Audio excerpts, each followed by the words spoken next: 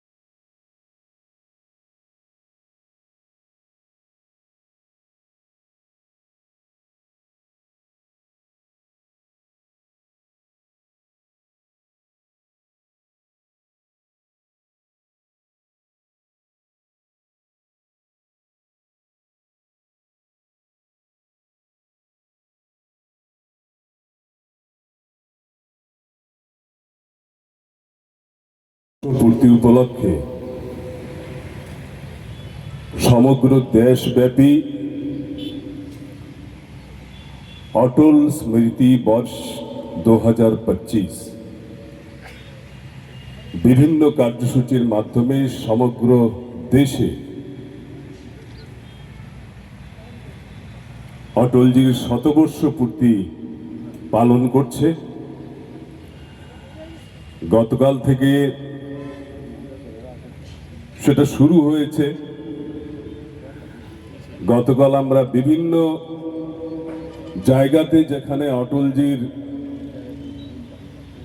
প্রতিমূর্তি রয়েছে বা অন্যান্য স্থানে আমরা সকালবেলা আমরা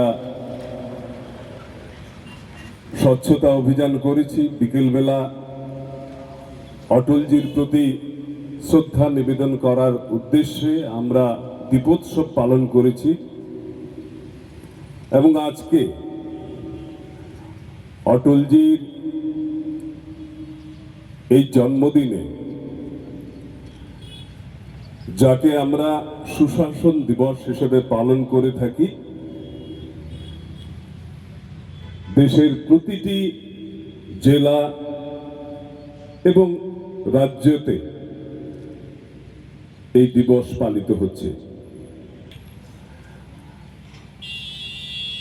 আমি দু একটি কথা বলে অটলজির প্রতি আমার শ্রদ্ধাঞ্জলি আমি জ্ঞাপন করব। আজকে এই অনুষ্ঠানে মঞ্চে উপবিষ্ট রয়েছেন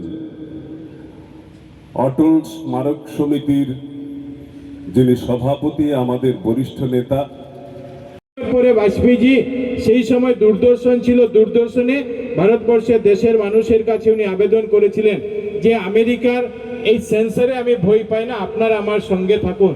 আর আমরা দেখলাম যে আমেরিকার সেন্সর লাগানোর দুদিন পরে আবার 13 মে 1998 সালে দ্বিতীয় পারমাণবিক বিস্ফোরণ করার সাহসিকতার যে কাজ, সেই কাজ অটল বিহারী বাজপেয়ী করতে পেরেছেন।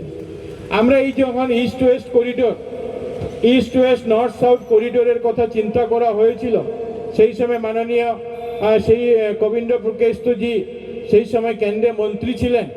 আর যখন বাজপেয়ীজি সেই চিন্তা ভাবনা করে যখন ঘোষণা করলেন যে কাশ্মীর থেকে কন্যাকুমারী আর গুজরাট থেকে আমার সৌরাষ্ট্র থেকে শিলচর পর্যন্ত আমরা 4 লেনিং 6 লেনিং রাস্তা আমরা করব, যেটার নাম মহাসড়ক বলা হয়েছিল। আর আমরা দেখেছিলাম সেই সময় বিভিন্ন আন্দোলন হয়েছে। আপনারা যাদের মনে আছে আপনারা বলতে পারবেন যে 1999 সালে সেই সময় আন্দোলন হয়েছে বিভিন্ন নর্থ ইস্টে বিভিন্ন জায়গায়, যেটা শিলচর হওয়ার প্রয়োজন না, এটা সদিয়া হওয়ার প্রয়োজন। অনেকে বলেছেন এটা শিলচর হওয়ার প্রয়োজন না, এটা অরুণাচল হওয়ার প্রয়োজন। কিন্তু বাজপেয়ীজি বলেছেন আমি শিলচরের নাম ঘোষণা করেছি, শিলচর যোগাযোগের ক্ষেত্রে শিলচরকে এগিয়ে নিতে হবে। আর আজকে সেই বাজপেয়ীজির যে স্বপ্নের ইস্ট ওয়েস্ট করিডোর, সেটারই 0 পয়েন্টে আমরা বাজপেয়ীজির এখানে আমরা ওনার মূর্তি এখানে স্থাপিত করেছি, আমরা এখানে ওনার কার্যক্রম করছি। আর আমরা সবাই মিলে চেষ্টা করছি, মাননীয় মুখ্যমন্ত্রী ডক্টর হিমন্ত বিশ্ব শর্মা থেকে শুরু করে ভারতবর্ষের মাননীয় প্রধানমন্ত্রী মহাশয়, যে বাজপেয়ীজির স্বপ্নের যে মহাসড়ক, সেই স্বপ্নের মহাসড়ককে যাতে আমরা জানুয়ারি মাসের মধ্যে সম্পূর্ণ করে বাজপেয়ীজির প্রতি যে আমাদের শ্রদ্ধাঞ্জলি, সেই শ্রদ্ধাঞ্জলি আমরা জানাতে পারি। আজকে অনেকে বলেন, অনেক বিরোধী দলের নেতারা বলেন যে মহাসড়ক কবে হবে, মহাসড়ক কবে হবে। কিন্তু এরাই বাজপেয়ীজি যখন মহাসড়ক ঘোষণা করেছিলেন তখন কংগ্রেসের তরফ থেকে বলা হয়েছিল এটা মহাসড়ক নয়, এটা মহাধাপ্পা, এই কথা বলা হয়েছিল।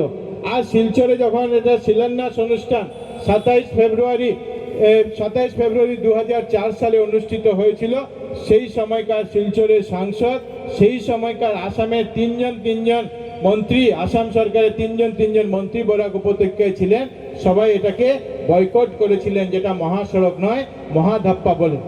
এই জন্য আমরা এটাকে সম্পূর্ণ করার যে দায়িত্ব, সেই সম্পূর্ণ করার দায়িত্ব আমরা নিয়েছি।